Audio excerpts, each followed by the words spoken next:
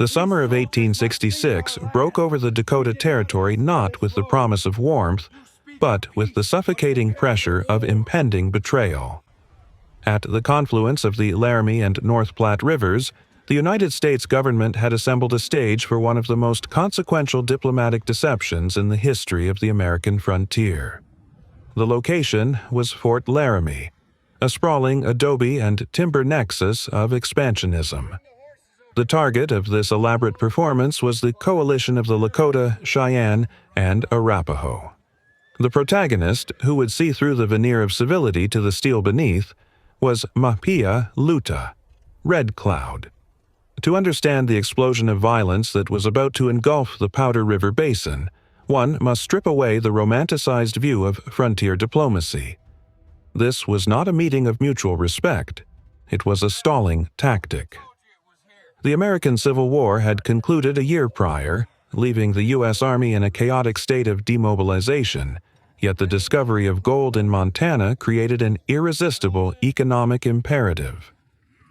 The Bozeman Trail, a shortcut to the Virginia City goldfields, severed the heart of the Oglala Lakota's last great hunting grounds.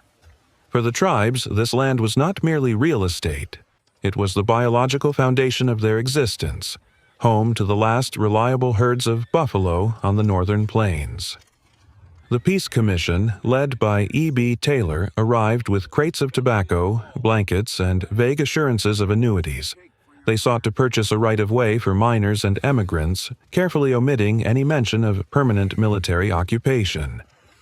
Inside the council lodge, the air was thick with the smoke of pipes and the unspoken tension of a high-stakes gamble. Red Cloud, representing the militant bad-face band of the Oglala, sat in silence, his eyes scanning the commissioners for the telltale signs of deceit that he had come to expect from the Great Father's emissaries.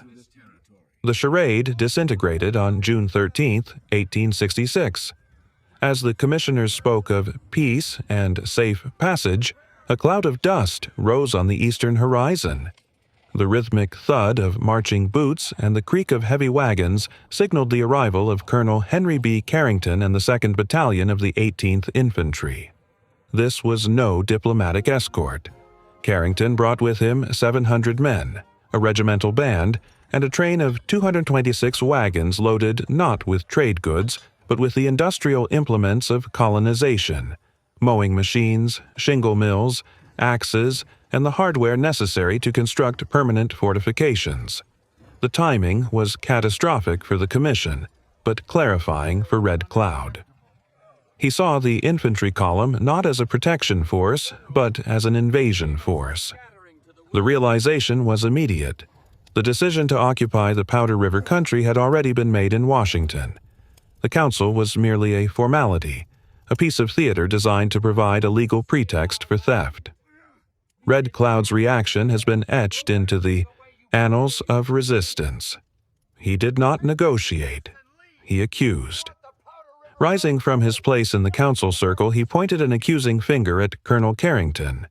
He branded him the White Eagle, a predator who had come to steal the road before the Indian had even said yes or no.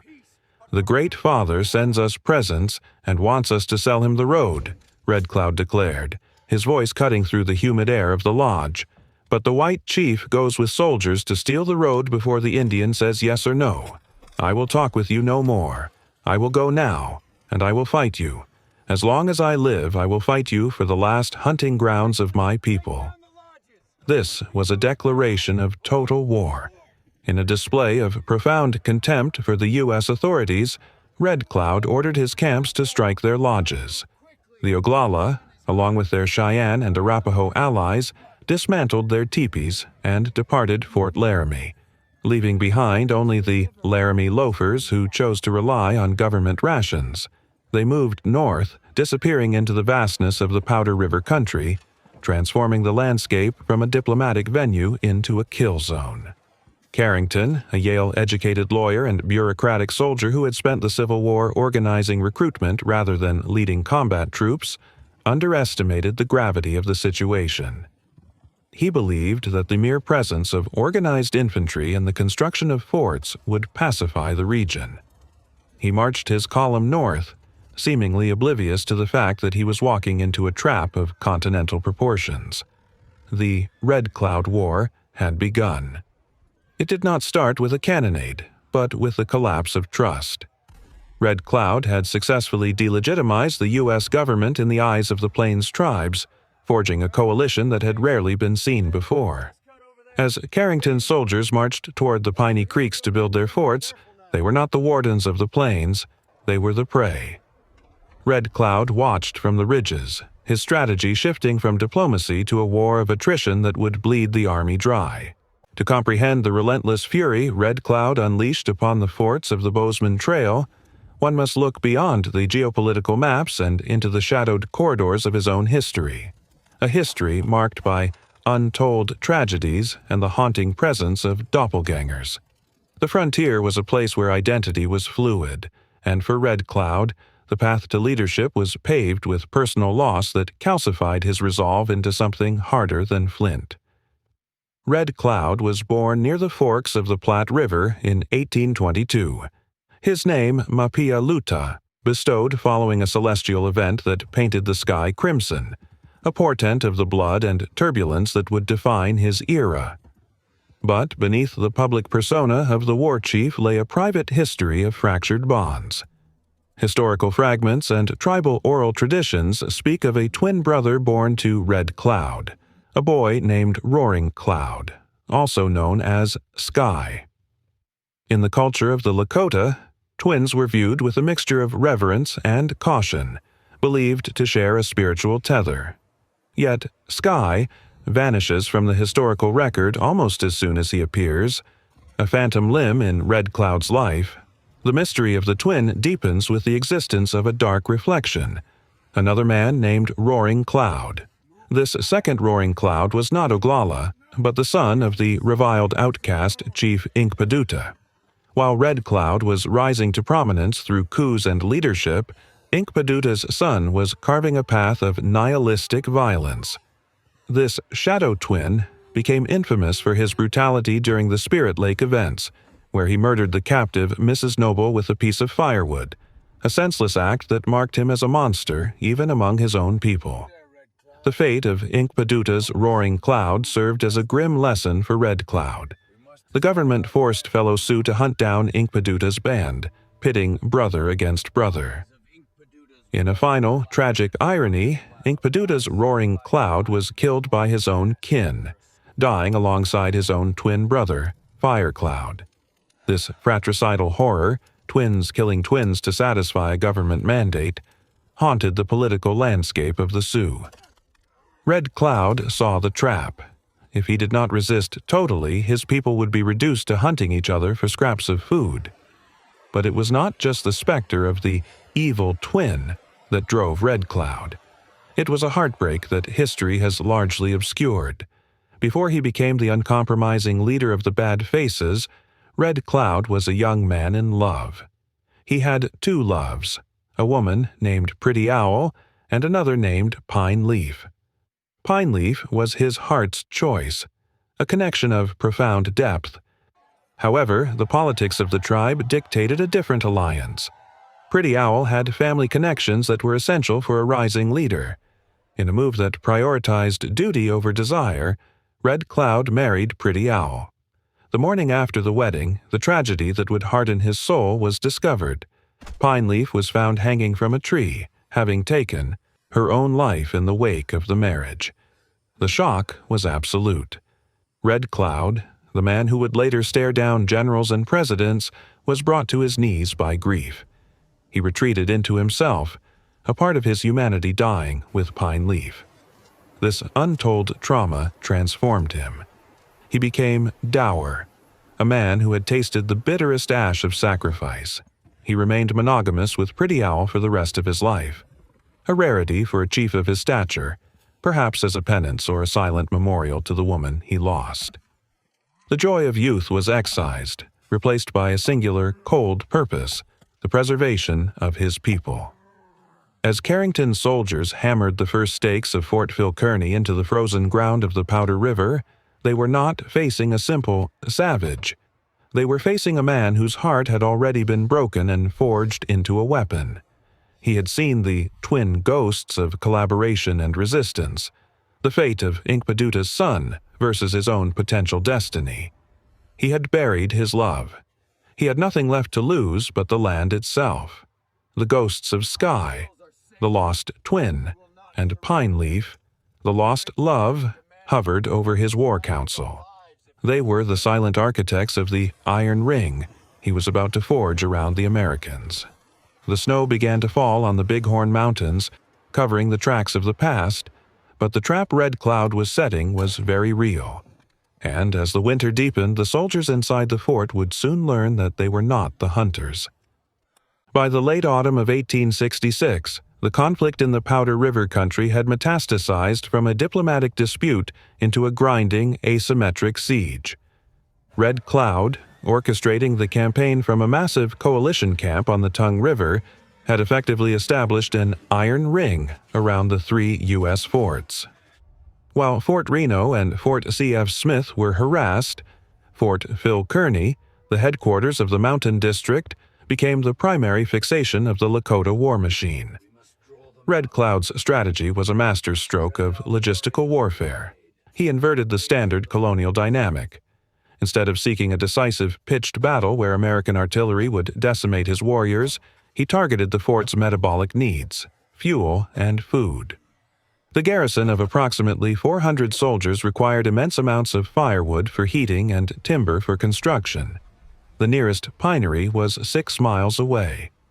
This 6-mile road became the Killing Mile. Every wood train that departed the fort was a major military operation. The trains consisted of 2 parallel lines of wagons, flanked by cavalry and infantry. They were slow, noisy, and vulnerable.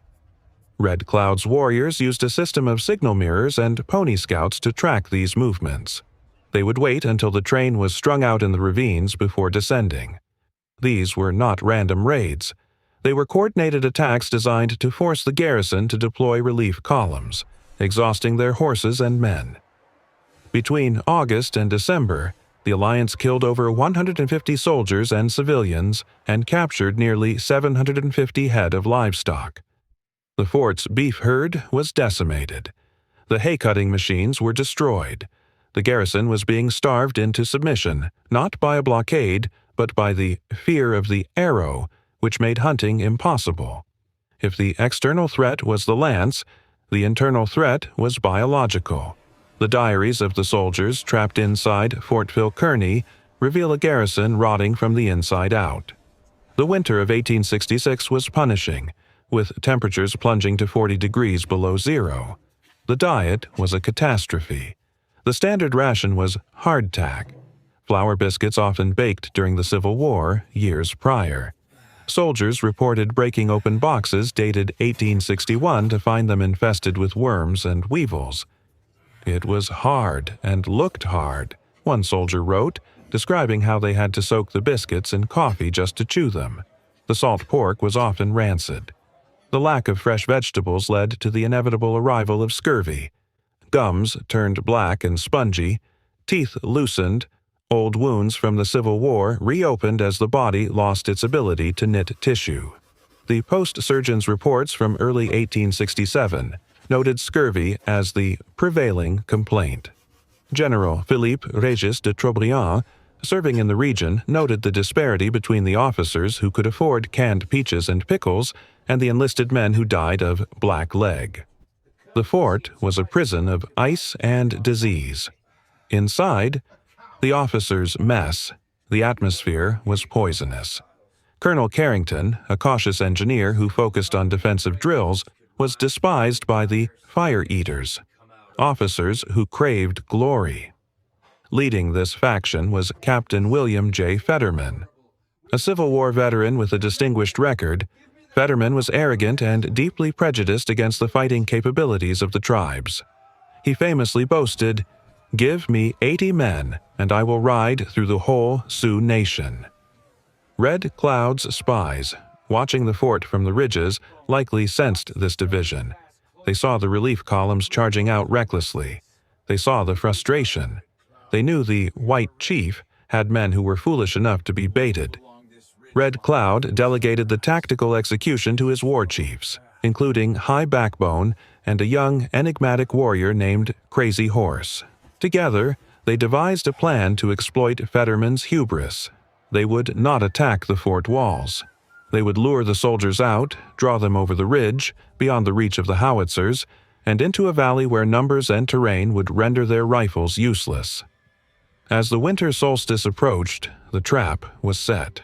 The soldiers were sick, freezing, and led by men blinded by arrogance. The iron ring was tightening. Red Cloud was ready to close his hand. The morning of December 21st, 1866, dawned with a deceptive clarity. The sky was a piercing blue over the Bighorn Mountains, the air sharp and cold. Inside Fort Phil Kearny, the routine of the siege began. At 10:00 a.m., the wood train lumbered out toward the pinery. Less than an hour later, the picket on Pilot Hill signaled the familiar warning: "Many Indians." Colonel Carrington ordered a relief column to support the wood train. Captain Fetterman, asserting his seniority, demanded command. Carrington acquiesced but gave explicit orders. "Support the wood train, relieve it, and report to me. Do not engage or pursue Indians at its expense. Under no circumstances pursue over Lodge Trail Ridge." Fetterman rode out with exactly 80 men, a number that would echo through history. His command was a mix of 49 infantrymen armed with muzzle-loading Springfields, 27 cavalrymen with Spencer carbines, and 2 civilians, Wheatley and Fisher, carrying rapid-fire Henry repeating rifles. Fetterman did not go to the wood train. He moved north, intending to cut off the Indians' retreat. Seeing this, the Indian decoys, led by Crazy Horse, broke off their attack on the train and fled. But they did not flee away.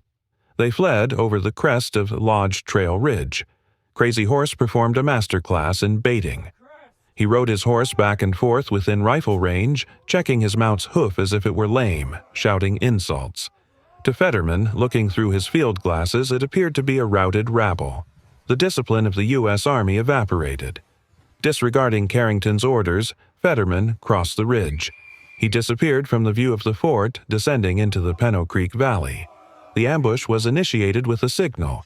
Suddenly, the tall grass and ravines of the valley floor erupted. A force estimated at 1,500 to 2,000 warriors, Oglala, Cheyenne, and Arapaho, rose from the earth. The volume of arrows was so dense that survivors of other battles would later describe them as flying like locusts. The infantry, with their muzzle loaders, were doomed.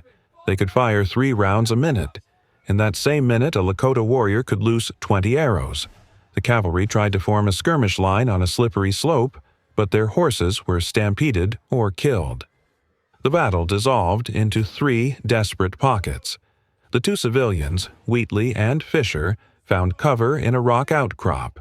With their Henry repeaters, they unleashed a storm of lead, holding out the longest. Their position was later marked by a pile of empty brass casings and a ring of dead ponies. But ammunition eventually ran dry. Within 40 minutes, the firing ceased. Silence returned to the valley, broken only by the wind. Every man in Fetterman's command, 81 souls, lay dead. Back at the fort, Carrington heard the intense gunfire but could do nothing. When a relief column finally reached the ridge, the battle was over. The scene was one of total devastation. The bodies were stripped and mutilated, a spiritual act to disable the enemy in the afterlife.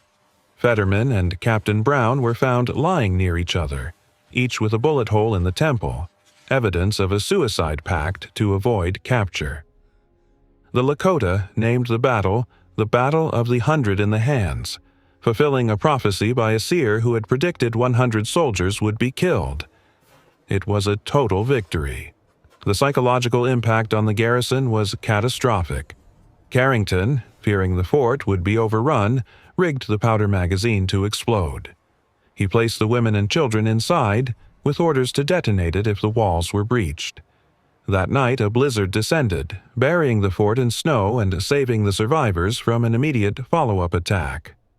Red Cloud had delivered the worst defeat the U.S. Army had ever suffered on the Great Plains up to that time.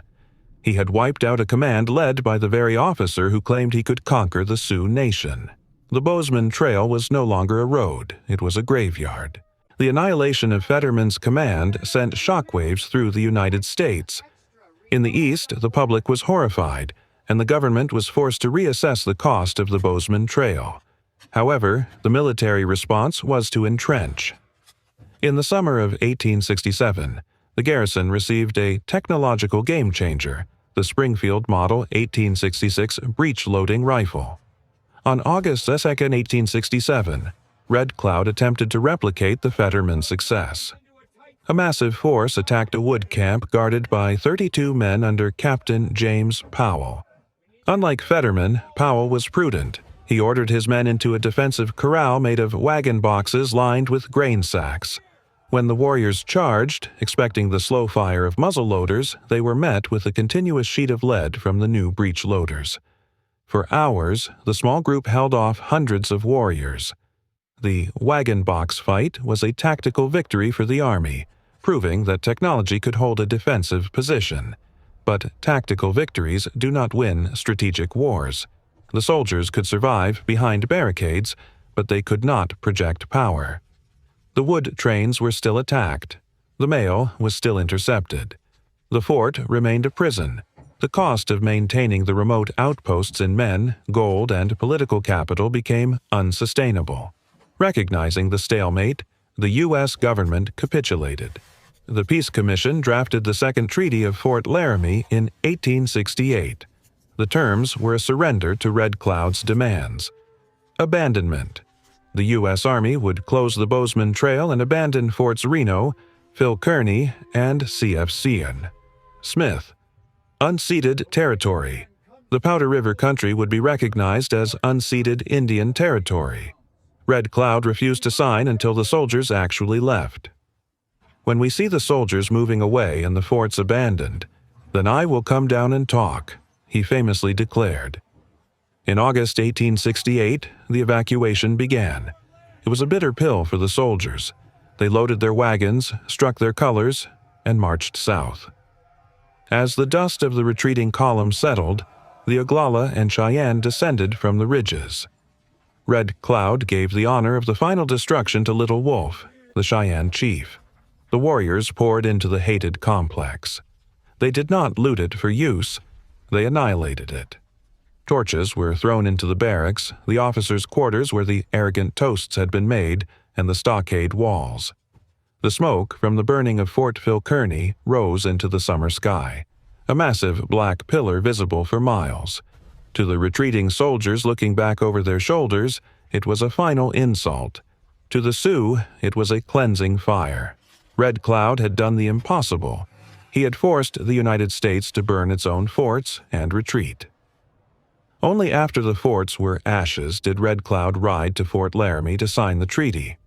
He had won the war, but as the ink dried, the ghosts of the past were waiting to reclaim him.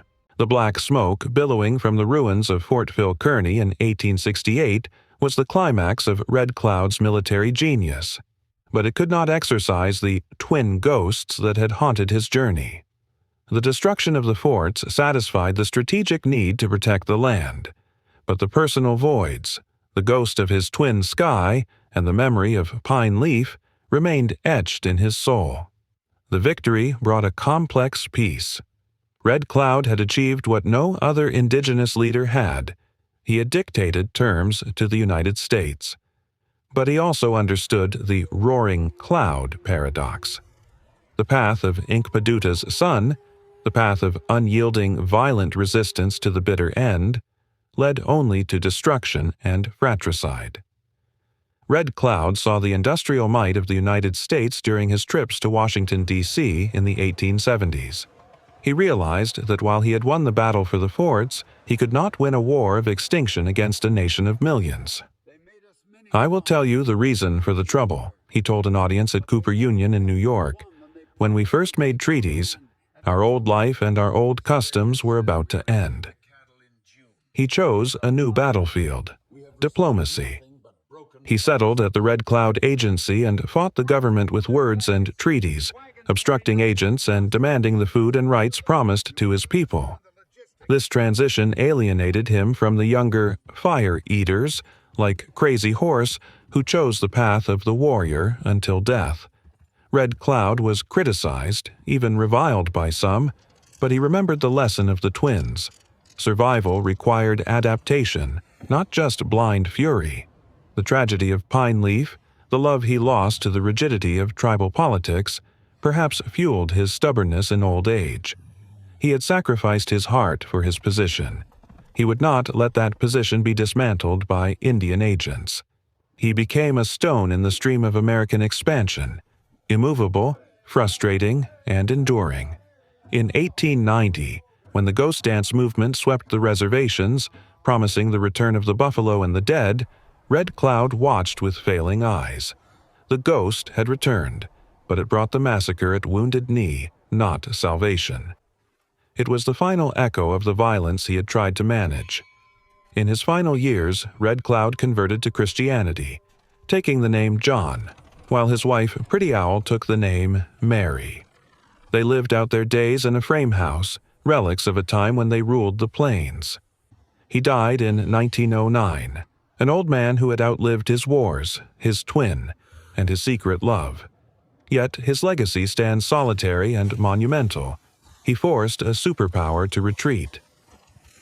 The forts of the Bozeman Trail are gone, reclaimed by the grass and the wind, just as he intended. But the name Red Cloud endures, a testament to the warrior who broke the White Eagle and the man who carried the weight of untold ghosts into the long twilight of his people. He had fought, he had won, and he had survived, the hardest victory of all.